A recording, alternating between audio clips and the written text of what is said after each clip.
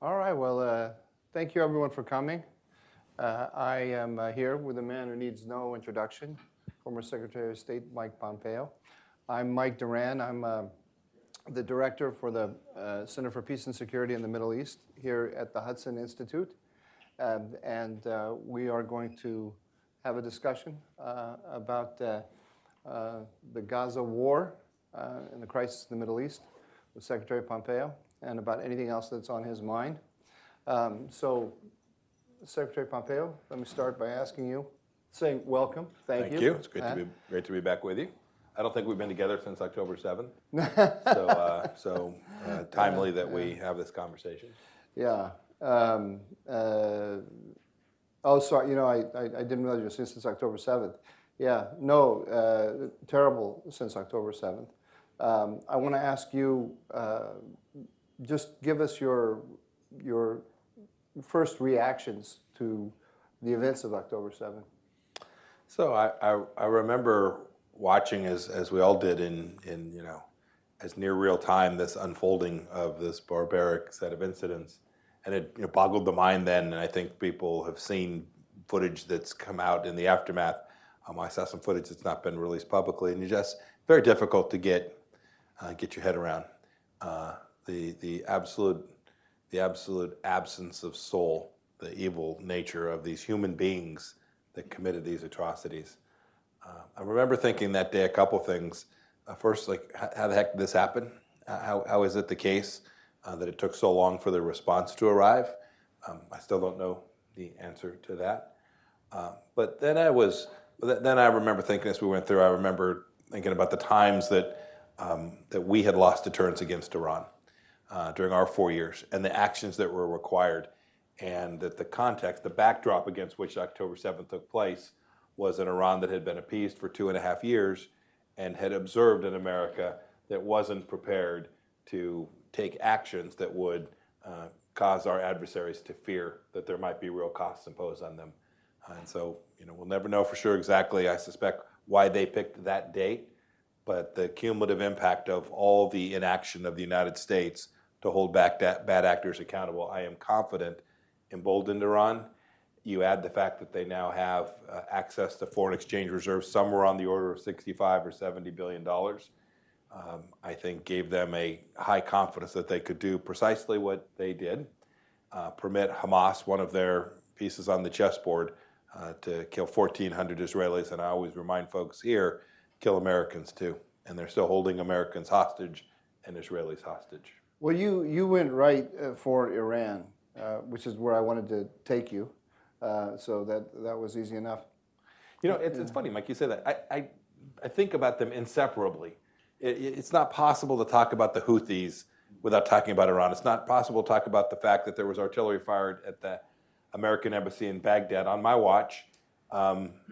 They probably were born in Iraq, but for all intents and purposes, they were Iranian actors on the ground. So when I say Hezbollah, I am really thinking certainly about Nasrallah. There are differences amongst them, but this is all driven, fueled, funded, trained by the IRGC, the Iranian External Forces. And so, yeah, it's not surprising. I speak about them as a unitary adversary. Well, that's certainly the way I see it, but the administration has gone to great lengths, I would say twisted itself into a pretzel, in order to distance Iran from the events of October 7th.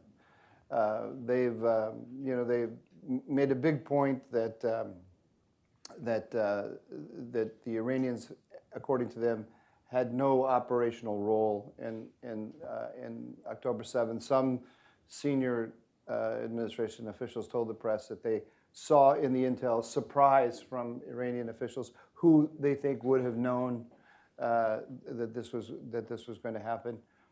Et cetera, et cetera, et cetera. Now, I think you and I would say Iran is obviously involved in arming, training, equipping, paying for, having command and control over Palestinian Islamic Jihad, orchestrating the response with the Houthis, Hezbollah, and so on, that this almost doesn't matter. But why do you think they're making this distinction that Iran's not operationally involved? The most ridiculous thing I saw was a quote from a senior official in the Pentagon saying about the attacks on our forces that we don't have evidence of Ali Khamenei giving an order to do this. Right. Right. So who do they have evidence of giving the orders to? Yes. So you're asked why. I think this is part and parcel of how President Obama and President Biden have approached security in the Middle East. Their theory of the case has been some idea that you could balance Iran against the Gulf Sunni Arab states, and you could increase peace and prosperity. When you're that locked into it, when you know that you have ceased to enforce sanctions, which are completely enforceable, you can prove it. You did it. Yeah, it happened. We did it. When you have unfrozen funds on some theory that $6 billion is just it's their rightful money. When you have called the leader of one of the most important countries in the Gulf a pariah, when you've locked yourself into that place, you have to you can't acknowledge it, right? You can't admit that failure in the moment of crisis, because once you do that, you have to respond to it. And so what they have tried to do is create that separation so that they can continue to under-respond. You mentioned the attacks. Sounds like we responded again overnight. I promise you the Ayatollah didn't take seriously and isn't changing any of his thinking about the risk to his regime as a result of the response the Americans have taken to date. And so the reason they downplay it is because if you actually spoke the truth, if you had moral clarity about the Iranian regime being there, it would require a more forceful response, and they simply don't want to do that. And you don't see any, pardon me, you don't see any sign that that they're shifting on this. That those initial responses you saw were momentum from the previous from the established policy. Maybe also, I'm telling you things that I've heard. Sure. When I've said to people that they haven't switched, they say there are prudential reasons to do this, because we want to narrow the front, give the Israelis time to work on Hamas. If we start saying Iran now, then we're going to widen the front. So there's a prudential reason here. Yeah. What would you say to that? Yeah, I think they have the logic backwards. This is the same logic that said we have to make sure we don't provoke Vladimir Putin. Right? It's this constant fear that if you take serious action and you draw a red line and then enforce it, that you will be provocative. I think they have it exactly backwards. To the extent we allow Iran to hide behind the Houthis or whomever, right, the PIJ, whoever we allow them to hide behind, I think the Ayatollah says, sure enough, if you're not going to call me out, I'm going to keep at it. Right. When you fire at an empty weapons munitions facility in Syria, in response to the Iranians killing Americans, which is what I believe happened on October 7th,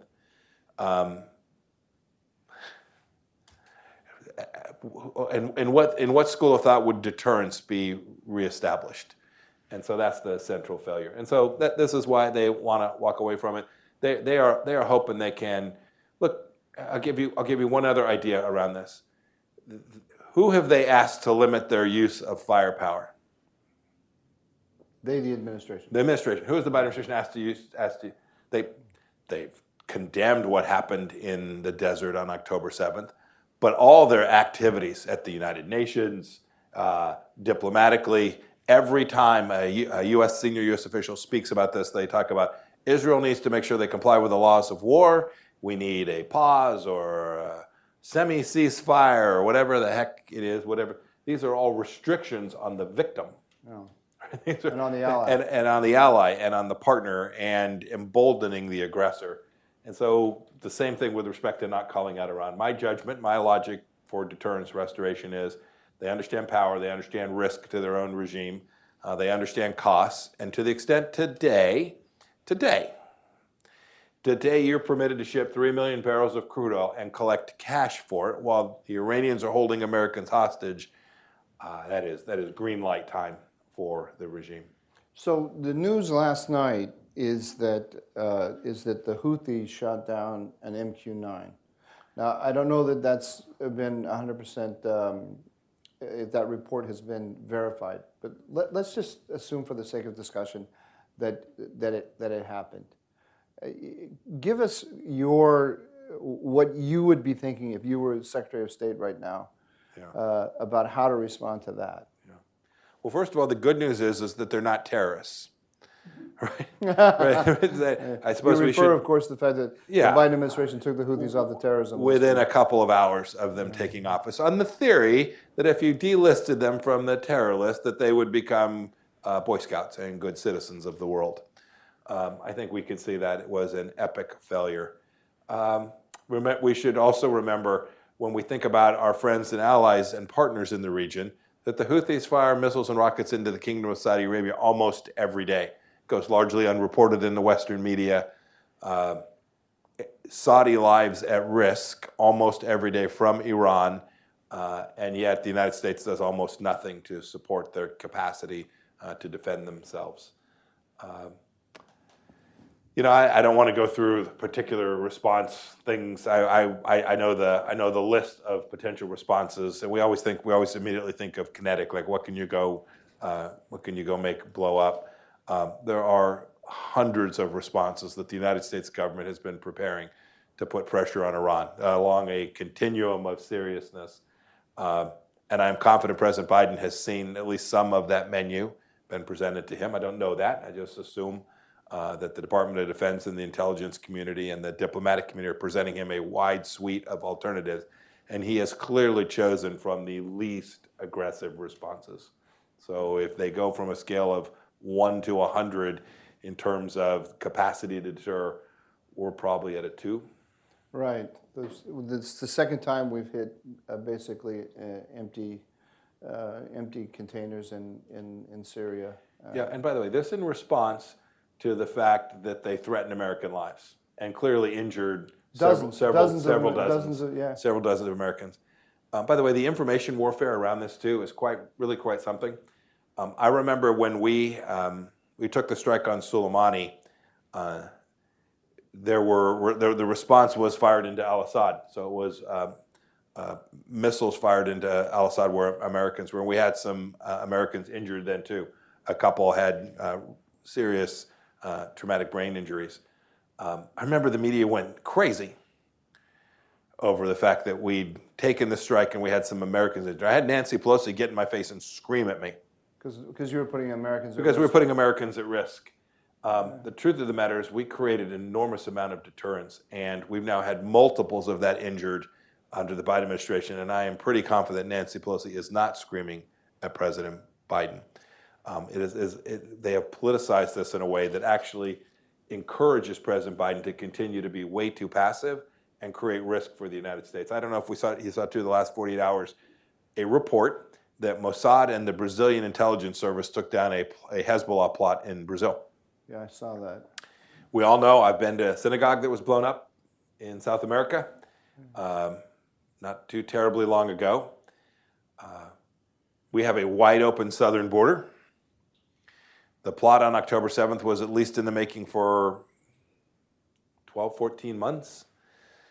During that time, I think it's 1.6 million people that we know of got away from our border. Query what's taking place here in the United States today. I don't know. I have no intelligence that presents this. Right. But we should not for a moment think that there is not risk. And if we are not serious about deterring Iran, that it won't just be something that happens in Oman or in Kuwait or in the Emirates, that something in Denver, Chicago, or Houston goes boom. Another problem with the way the Biden administration has defined it, because they have defined the conflict in Gaza as a bilateral Israeli-Palestinian affair and ignored Iran and downplayed the role of Hezbollah as well. It means then that when Iran attacks our forces, there's an implication that Israel is endangering. If they're messaging and saying that Israel needs to be use more restraint, and Israel should think about a pause or a ceasefire, and our forces are coming into attack, it's just one step to saying Israel's endangering our forces, rather than if you put it in the frame that you're saying, right. It's the U.S. This is Iran against the U.S. alliance system. Then Israel is on the front lines for us against you. It's a totally different picture. It's a completely different way to frame it. Logic would tell you that the framing that the Biden administration has grabbed creates risk for America. It's not about politics. It's about how do you keep Americans safe, and the answer can't be we should do everything we can to slow the Israelis down from taking Hamas off the chessboard for the Ayatollah. In fact, we should be doing just the opposite. We should be telling them, go fast, go hard. I'm also confident that Gulf Arab leaders, while they will not say it, they think the same. This extremism, this radical political Islam, is something that they know undermines their efforts to move their nations forward. We saw it with the Abraham Accords. That's the direction that they want to go. They think it's in the best interest of their nations to do so. And so I am very confident that it's not only the Israelis that want Hamas gone in the region. Save for Iran, I'm convinced everybody else in the region wants them gone as well. I saw that in 2006 when I was in the White House during the Second Lebanon War. Sure. There was a rush by the Europeans to come in and tell the Israelis to shut down the war, and there was some quiet words from the Gulf states to the Europeans to say, give it a little bit of time. It was amusing to see, and it shocked the Europeans. They hadn't absorbed the fact that the other countries in the region felt as threatened by Iran and its proxies as Israel did. Yeah, the Abraham Accords happen because we isolated Iran, and the Gulf leaders there came to know that if they had a bad day there, we'd be with them. And they came to know that there wasn't ever going to be an inch of daylight between the United States and Israel. When you set those two things up, then you can begin to isolate the bad actor in the region. And we did, and this administration did precisely the opposite of that. This was something that one can never predict what happened on October 7th, I don't think. No amount of intelligence, no amount of analysis can say, I think this is likely to happen. But you can certainly talk about, have you increased risk or increased probabilities? And there is no doubt, to the extent you allow resources to flow to Iran and you do not push back against them, you can articulate a clear pathway where the likelihood of something like October 7th is much more likely. Okay, this is obvious to you. It's obvious to me. It's obvious to millions of Middle Easterners. How do we make this obvious to the White House? That they are actually, if you look at Jake Sullivan's Foreign Affairs article, which it came out in print, and then it was taking such a victory lap for all the quiet in the Middle East that they had to edit it online. But I think they're still proud of their. I think they are genuinely proud of their Middle East policy. Sure. Remember, they've talked about Afghanistan being an enormous success. So how do we, this is an impenetrable, what do you call it, the epistemological bubble they're in. How do, you probably don't have an answer for this, but I don't. But what, is there anything more we can be doing? This is a moment for absolute moral clarity about who's good and who's evil. And I don't know what more to say. I don't have an answer. I've been asked to articulate President Biden's Iran policy. And I can almost always, I can have it with reasoned people, I can have an intellectual debate, and I can understand their logic chain. We'll have different priorities or different sequences. This one, I'm at a loss for thinking that you are materially better off paying ransom to the Iranians. Literally, my staff pulled a quote, it was like 10 weeks ago, right after we'd given $6 billion for 5 American hostages to get home. And I said in some remarks, it is almost certain that Iran now knows the market price for an American hostage, and there'll be more. I thought of you because there was a Hamas leader who subsequently said, he subsequently said, he was talking about their hostages, and he said, look, the Iranians just got $6 billion. We should get something now. So it was explicitly on their minds. There is nothing more serious than these hostage issues. Of course it is. By the way, certainly Hamas was thinking about it. The Iranians were thinking about it too. They know the leverage points. They know what they got for Gilad Shalit, right? They're just the Israeli soldier who was, right? So they know, and they know that we care about human life. And they use it in ways that make it very difficult for us. And so what you can't do is you can't reinforce their incentive structure. And so to your point about how do you articulate the Biden administration's logic, it's inexplicable to me that think that you didn't go create the very conditions that would encourage further hostage taking by the Iranian regime. All right, let's talk a little bit about the hostages. It's a complex subject now because we've got hostages held by Hamas, by Palestinian Islamic Jihad, and by criminal elements in the Gaza Strip. So three different actors you have to go to. And the Palestinian Islamic Jihad is basically Iran. So you got to talk to Hamas, you got to talk to the Iranians, and you have to, who knows about the 20-some others that are in the hands of criminal elements. If you were in the State Department and you're confronted with this problem, and you've got some who are Americans, and some who and some who are not, how do you begin thinking about this? Because President Biden is saying we need a pause in order to get some of the hostages out. Of course, that's going to be Hamas is not going to give up all of the hostages or even most of them. It's going to be they're going to use this. It's going to be as much as they can get for each individual. So do you look at it as a package and say no ceasefire until we get all of them out? Do you make separate deals? It's a hard problem. These are very hard problems. The hostage issues are always incredibly complicated. I met some of the families yesterday morning. They've been here in Washington. I know some others have met with them too. I mean, just you feel for them in ways that it's incomprehensible to those of us who've not been in the place that they are. I pray that all of those that are still alive and held will be returned to their families.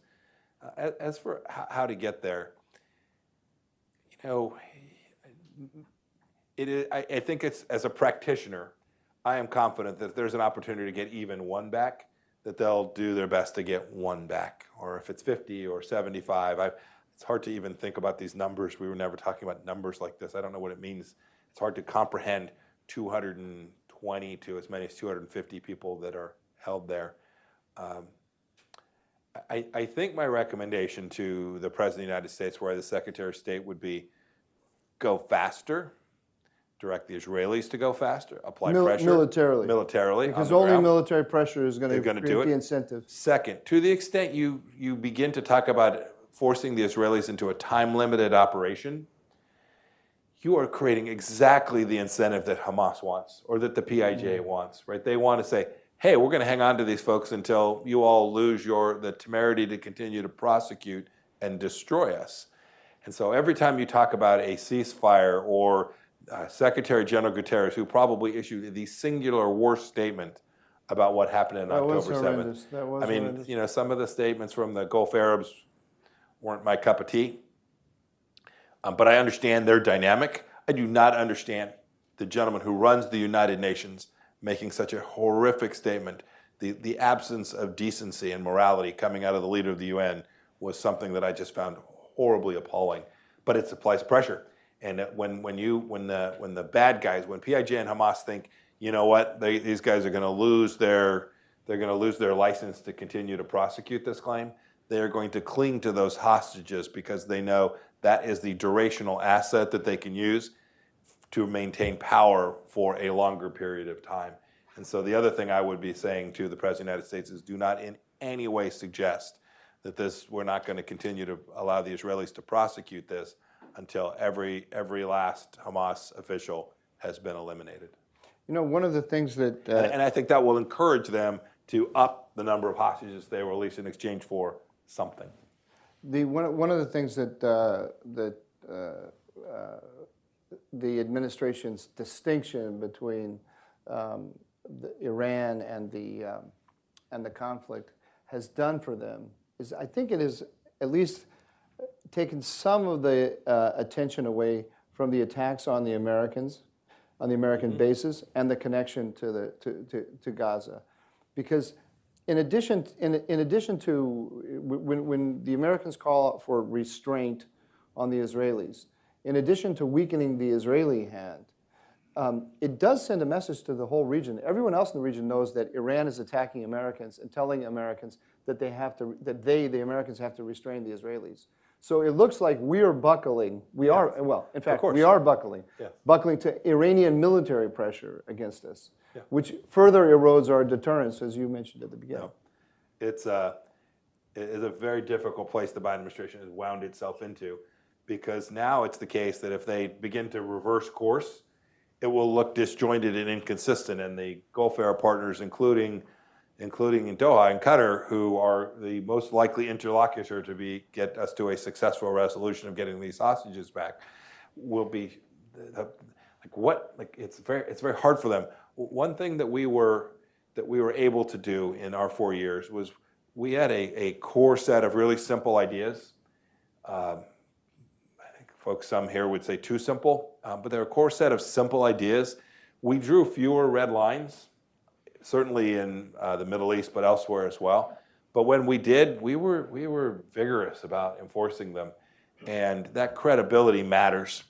And you can't get it in a crisis. In the crisis moment, it looks like it's like, like everybody who's been sentenced to jail in America, right? At sentencing, they find Jesus, right? Mm-hmm. Like all of a sudden, I'll never do this again. I'm going to clean up my act. I won't touch drugs. I'll never steal money. I'll never do whatever. Come on, right? So here we are in a crisis. If the Biden administration took a counter view, right, the Gulf Arab states would know that this was temporal, that this was temporary, and wasn't something that was at their core. So you have to develop that trust and consistency over time to establish the very credibility that is required to restore deterrence against Iran. And that is very tough for the Biden administration to do over the course of the next 14 months. To what extent do you think the Biden administration feels militarily constrained, in the sense that they're very busy in Ukraine? We're not directly involved in Ukraine, but it's eating up an enormous amount of time and resources, attention, and there's concern about China in Taiwan. The military, just talking about the Pentagon, they want a quiet life. It seems to me like the Pentagon has bought in to a certain extent to the thesis of the Biden administration that appeasement of Iran is going to buy us quiet in the Middle East. Yeah. Do you think that's the case? And does that, if you were president dealing with that, would that be particularly difficult for you to deal with? It's an interesting question. It is certainly the case. My experience was that the Department of Defense was the least willing of all the major bureaucracies to confront Iran. When we went to do it, they performed with incredible elan, right? The strike on Soleimani, there's no other military in the world that could have pulled off what they did. But they are, and I get this, having been a soldier, they are reluctant to press the case, right? We saw it with civilians always want to use them. Yeah, but we saw the amazing work they can do, right? We praying mantis, right? We know that we know how to take down the Iranian infrastructure and impose real costs on them in a way with minimal risk to our soldiers, sailors, airmen, and Marines. So we have the tools to do it. But yeah, he's certainly finding that. I am confident that he's being told, sir, we have to keep X for the Pacific. We've got to make sure that we're still providing resources to do R&D program. All this, there is the bureaucratic inertial response that says, hey, let's just see if we can't get this one to move on its way. I'm sure that that's true. I'm confident that the State Department, not just in dissent memos, which, by the way, is a goofy thing. There's no corporation in America that permits dissent memos. I'll ask you about that. Having run the State Department, this has a special place in my heart. Everybody gets to say their piece. That's not the point. That's why you hire people. You want to hear their views of the world. But when the boss tells us we're going left, folks, it is like left tackle polls, the guard polls, everybody's coming out, we're going left, right? I hope that that's the case today, that when President Biden's telling him what to do, that the entire team is moving towards that. But the inertial reluctance inside the Pentagon, I'm sure, is very real. I don't know that they feel it's constraining, because I think that is consistent with this administration. Yeah, they're there anyway, so they're... Exactly. Yeah. Let's talk about the I don't know if the dissent memo, if it was ever generated, but I read that there was a dissent memo percolating up in the State Department. We also read in the press about the struggle sessions in the White House, where they had to let staff express their their dissatisfaction with the American support for Israel. So I think I know the answer to this question, but if you were Secretary of State and this was percolating up, how would you have dealt with it? I probably would have had fewer kumbaya sessions. The first question you asked was, what was your immediate response? Do you remember this administration's immediate response? Yeah. The immediate response was to demand a ceasefire instantaneously from the Palestinian office, from the United States Embassy in Jerusalem, which we, of course, eliminated, but which was recreated. They view the pro-Palestinian view inside the Department of State runs deep and wide. You've seen it, Mike. You've seen it in your time in service. This isn't new. Would have existed when you were in government service. By the way, I'm untroubled by different voices. Every company I ran, every organization I've run, I've always encouraged people to share their wisdom, their thoughts, their expertise. But we've allowed this to metastasize in a way that we don't have a unitary executive in the way that our founders wanted us to have it. And so, when I'd get these, we had a handful of dissent cables during my time too. I'd get these dissent cables like, okay, that's great. You told me what you think, but like, are you on the team? Like, that's fine. Tell me what you think, but that's just not what we're going to do. And now I need to have confidence you're actually going to do what it is that the President of the United States is asking you to do. And I will say that this White House and State Department are much more willing to tolerate a much broader range of views, and I'm confident it has impacted their policy as well. And you wonder I wonder if the tolerance for dissent for dissent on this particular issue is much higher than the tolerance would be on other issues. In other words, they're almost kind of when I saw they're having struggle sessions in the White House. I mean, this is if there's a group in the executive branch that is more in line with the president. There's no group in the executive branch that's more in line with the president than the White House. You don't have to. Right. You don't have to let them express all of their discontent unless you want people outside to hear that there is such discontent. Right. The other thing I'll say about this is it's unidirectional. It's a one-way ratchet. Anybody think that is there a dissent cable at the State Department saying, I think we should take stronger action with respect to Iran? Right? Yeah. Maybe we just sure haven't heard about it. Yeah. I never witnessed that where there was I chose to compromise someplace and there was a dissent cable. It's really quite something to see that it comes from a progressive mindset that is buried deep inside of each of these institutions that is pervasive and continuous and does drag policy back in that direction. It exists at the Pentagon as well, certainly on the civilian side. You've been kind enough to take a few questions, but before we get to the audience, let me just ask you a couple of specific things about the war. Israel has taken the north of the Gaza Strip.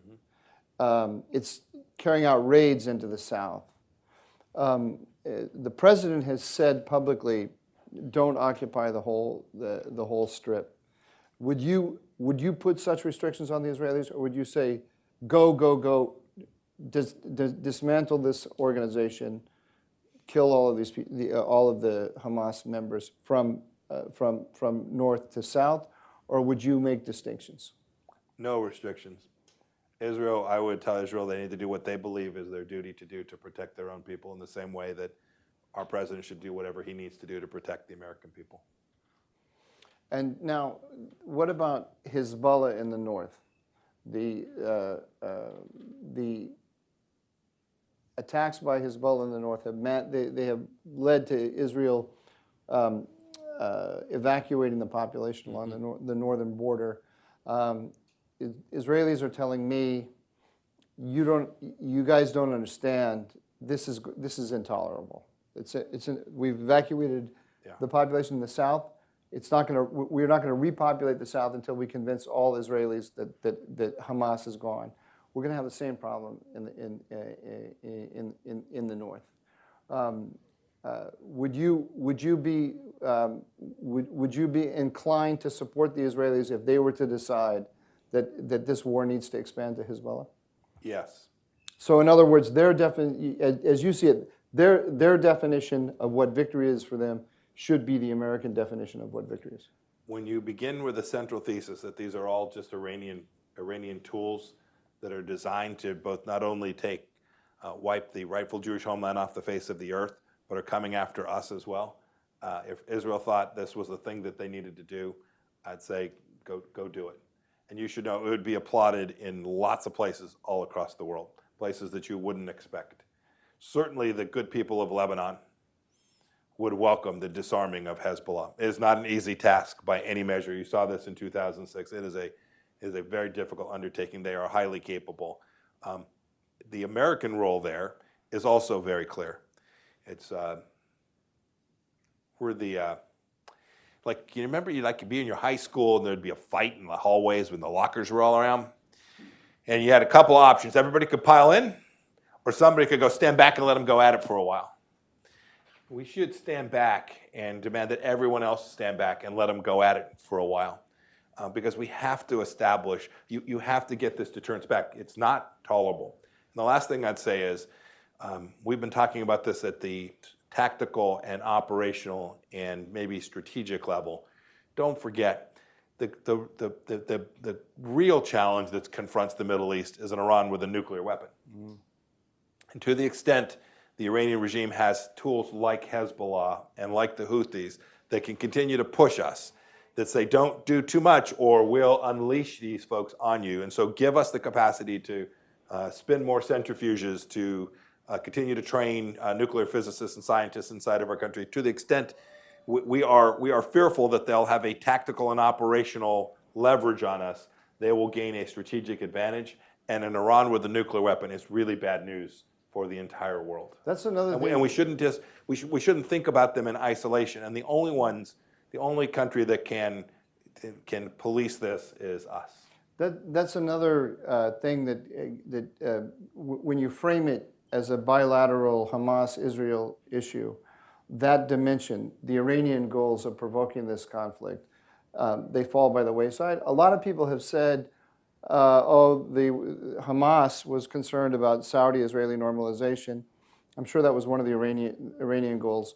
But having Israel mired in this conflict weakens Israel, and Israel, which is the only power in the region who has the capabilities and the inclination to actually prevent Iran from getting a nuclear weapon. So they are by doing this paving the way to their nuclear programs. It's what you just said, but the Iranians are clearing the way for to a nuclear weapon.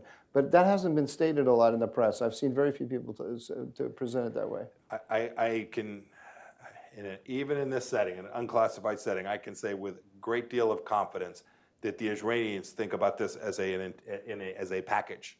These tactical efforts, these proxy efforts are designed to create not only this crescent, right, that runs from Sana'a to Baghdad through Damascus and into Beirut, not only create that Shia crescent, but also enables them to have the leverage in the moment when they're prepared to complete their program, their nuclear weapons program. That will be the tool that they use to convince the world that we ought to just accept them as a nuclear nation on the world stage. One of the most amazing things about this is that they by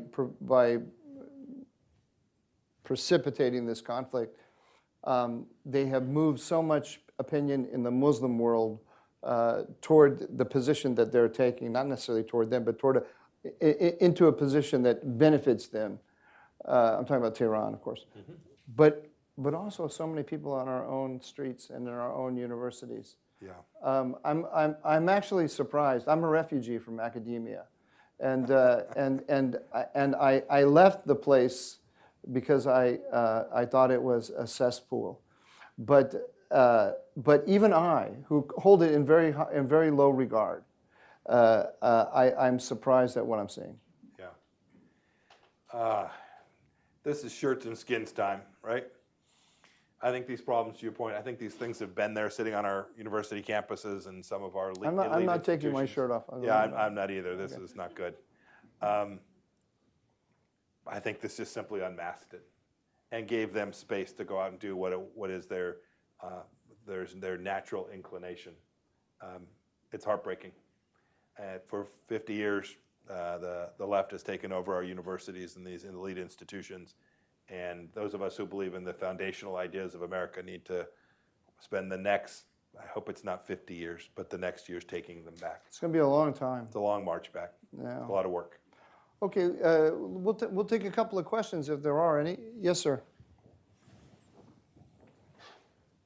Hi, Mike Iroshis, former DOD. I spent a lot of time in Israel. I know it's a very small country. They have a nuclear bomb.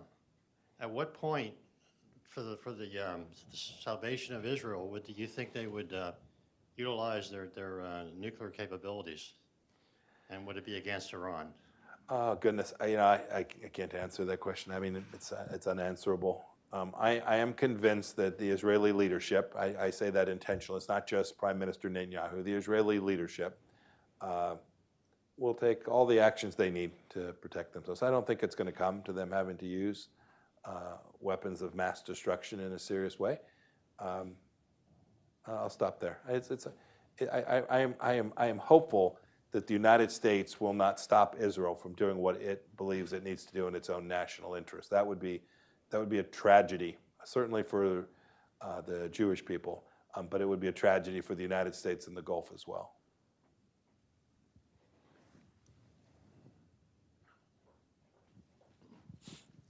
Sir, George Nicholson, the Washington rep for the Global Special Operations Forces Foundation.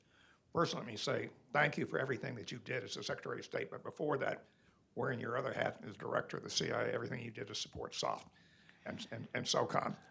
You know, a question about, General Keane has said basically he's got a concern that going against empty warehouses, that's not going to solve the problem. You've got to make a cost to the Iranians and saying, okay, we're going to go against leadership targets. We're going to go against, key things. And unless you do that, that's not going to be serious. The other quick question is basically in terms of wearing your previous hat as the CIA director. What's going to happen? Why, with the capabilities we've got with NRO, with NSA, with all the capabilities we've got, didn't we have better indicators of what was happening? It's a fair question, and I don't know the answer to that. These are hard problems. Maybe I'm a little defensive because I held the job for a bit in the intelligence world, but I always wanted to say, because we had days where we were surprised on things too, nothing of this magnitude on our watch. Maybe we were good, maybe we were lucky, maybe the Lord was smiling, maybe some combination thereof, but we'd miss things too. And I always remind people, like, yeah, but we got the other 42,000, right? And yeah, it was bad, we got this one wrong. I can tell you that Shin Bet, Mossad, all of the American intelligence collection, our Department of Defense brothers and sisters do really good work. I don't know what happened here. On some, it is often the case that for things like this, you need people inside on the ground. I can't speak to why they didn't have those human assets that were sitting there warning them. The other thing I will posit, and I don't know how this will play out when the tale is ultimately told. It is often the case that you get confirmation bias, not just in the intelligence and its collection, but in its analysis. And I believe that the Biden administration, the Israeli government, Qatar, had kind of had an arrangement in the South that they believe was a workable solution. They bought the storyline. Not that it wasn't the storyline that Hamas were good folks. It was a storyline that Hamas was happy to be kleptocratic, thugs, right? And they were just happy to have their nice cars and their nice homes and be able to travel the world. And that was sufficient for them. And they missed the fact that this is ideological, that for them this is both existential for them to continue to put pressure on Israel, and second, that they are really working at the behest of the big boss in Tehran. And when you think you've got it and you've got these problems in Hezbollah in the north, you've got a complicated situation taking place in Syria. I mean, remember, the Israelis have been flying missions in Syria for years, right? Continuous. It doesn't get talked about very much, but taking out Iranian targets in Syria for years and years and years. I think there was this idea that somehow we have this one. We understand the risk from Hamas, and we're going to focus and put our resources elsewhere. I suspect you'll see some of that when this is all unpacked. Okay, we got By the way, time for U.S. intelligence didn't pick it up either, as best I can tell. So lick on us too. we got time for one more laser-like one. It has to be laser-like. Oh, well, you got to wait for the with a yes or no answer. I mean, That's Tom on me. Nissenberg here at Hudson. Yes, sir. Next week, purportedly, Biden's going to meet President Xi.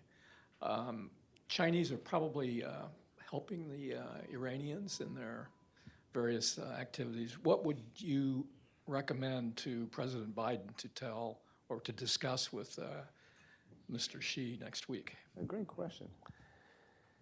Well, it's a very good question in that we know they're helping them at the very least by delivering them wads of renminbi every day, purchasing their crude oil. So I would start, if you asked, like if I was there and I got to be in charge, I would tell him that he had purchased his last ounce of Iranian crude oil, like this morning. When you walked in here, General Secretary, that's it, you're done. And we are effectively going to sanction your financial institutions until you stop buying. We have the capacity. You probably can't get it to zero, but you can get effectively to zero. So there you go. There's my opener. Good morning. How are you? Stop buying Iranian crude oil. And from there, I would expand it to reminding them that if the Houthis mine the Bab el-Mandeb or the Persian Gulf is shuttered for a while, it'll impact them a lot more than it impacts the United States of America, and that his action should be consistent with that. That will go off in the mist. But just remind him it's not in China's best interest to watch this thing really escalate either. It's nice that they can tie down the Americans and cause us to spend resources and create internal angst inside the United States, but the Chinese economy is already in a hot mess.